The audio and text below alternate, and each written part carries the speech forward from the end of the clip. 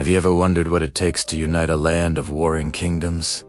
Build a wall so massive it can be seen from space, and create an army of thousands that would guard you even in the afterlife. Today, we're rediving into the epic story of one of history's most powerful and controversial figures, Qin Shi Huangdi, the first emperor of China. His is a tale of ambition, innovation, and an obsessive quest for immortality that would change the course of history forever.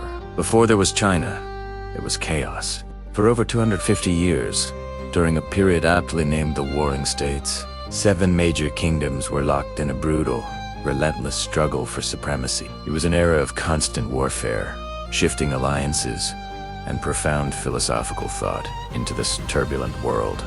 In 259 BC, a prince was born in the state of Qin.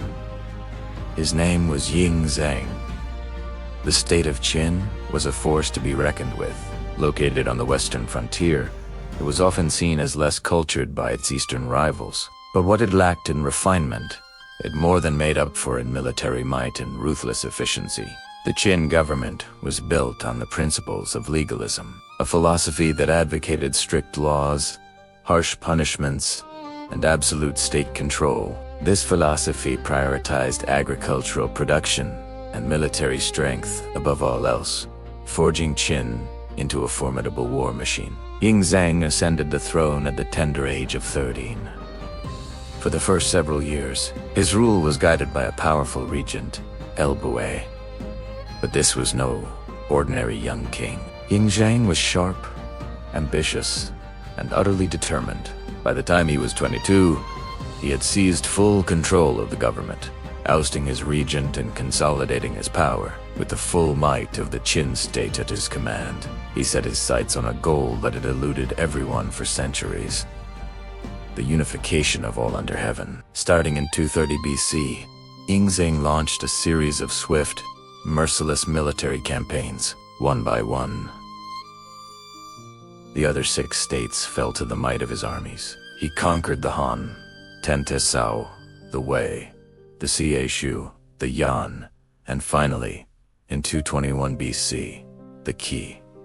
In less than a decade, he had accomplished the impossible. The Warring States period was over. Ying Zhang, the king of Qin, now ruled over a unified land. But king was no longer a title grand enough for his achievement. He declared himself Qin Shi Huangdi, which means first sovereign emperor of Qin. This wasn't just a name change. It was the creation of a new imperial system that would endure for over 2 millennia.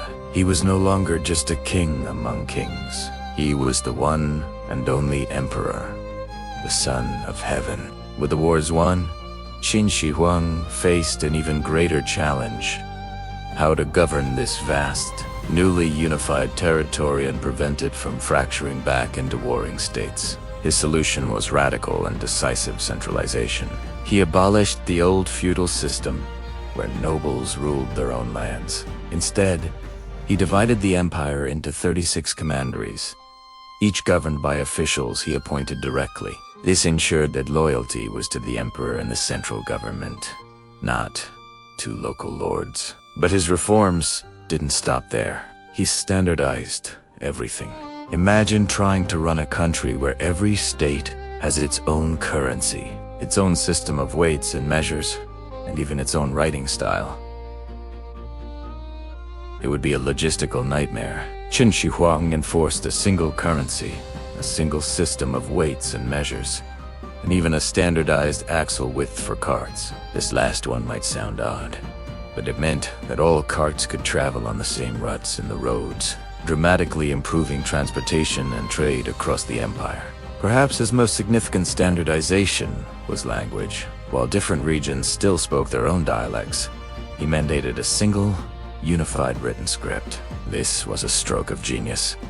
It meant that a government order written in the capital could be read and understood by an official hundreds of miles away, regardless of their local dialect. This unified script became the foundation of written Chinese and was a powerful tool for cultural and political cohesion. Of course, we can't talk about Qin Shi Huang without mentioning his colossal building projects to defend his northern frontier from nomadic tribes like the Xiongnu.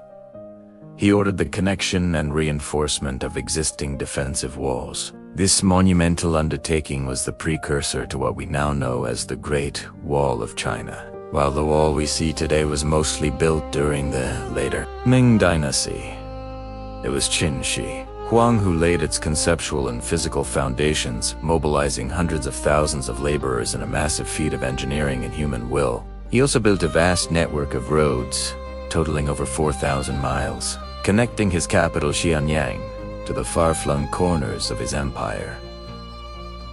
These weren't just dirt tracks.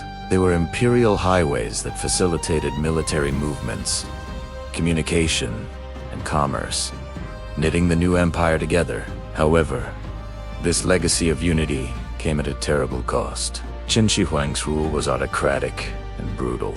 His legalist philosophy meant that dissent was not tolerated. To quash intellectual opposition, particularly from Confucian scholars who advocated for the old ways, he allegedly ordered the infamous burning of the books and burying of the scholars.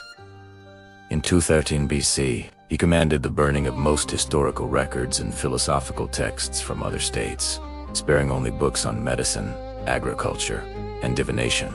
A year later, legend says he had over 460 scholars executed for defying his orders. This act was designed to wipe the slate clean, to ensure that history began with him and his new order. As he grew older, the emperor who had conquered the world became obsessed with conquering his own mortality. He grew deeply paranoid of death and assassination attempts, and he poured immense resources into the search for an elixir of life. He sent expeditions far and wide, searching for mythical islands and legendary sorcerers who held the secret to eternal life.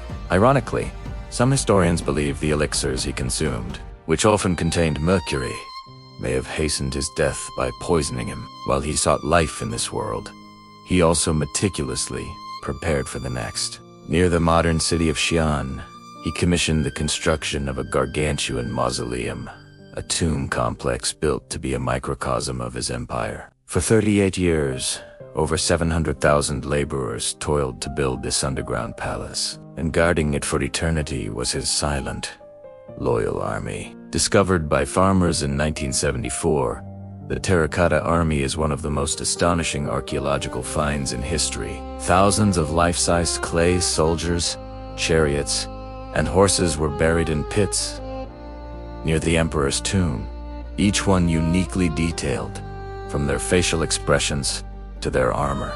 This subterranean army was meant to protect the emperor in the afterlife, a testament to his power and his unyielding desire to rule forever. And incredibly, the central tomb itself, said to contain a replica of his empire with rivers of flowing mercury, remains unexcavated to this day, holding its secrets. In 210 BC, at the age of 49, Qin Shi Huang died while on a tour of his Eastern Empire. His death was kept secret by his chief eunuch, Zhao Gao, and his prime minister, Li Si, who feared it would trigger an immediate rebellion.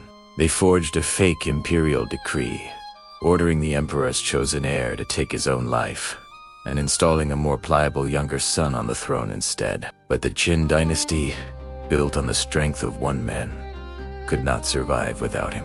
The harsh laws, heavy taxes, and forced labor that held the empire together under his iron fist sparked widespread rebellion soon after his death. Just 4 years after he died, the dynasty he thought would last for 10,000 generations collapsed. So, how do we remember Qin Shi Huang? Was he a visionary unifier or a merciless tyrant?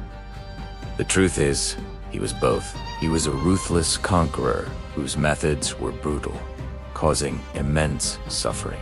But he was also the man who ended centuries of war, forged the concept of China, and established the political and cultural foundations that would shape the region for the next 2,000 years.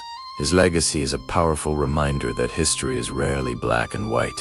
It's a complex tapestry woven with threads of greatness and cruelty, innovation and destruction. The first emperor's story is not just the story of one man. It's the story of the birth of an empire. Thank you so much for joining us on this journey back in time. What do you find most fascinating or shocking about Qin Shi Huang? Let me know in the comments below. If you enjoyed this video, please give it a thumbs up And don't forget to subscribe and hit that notification bell for more deep dives into history. Most compelling figures. See you in the next one.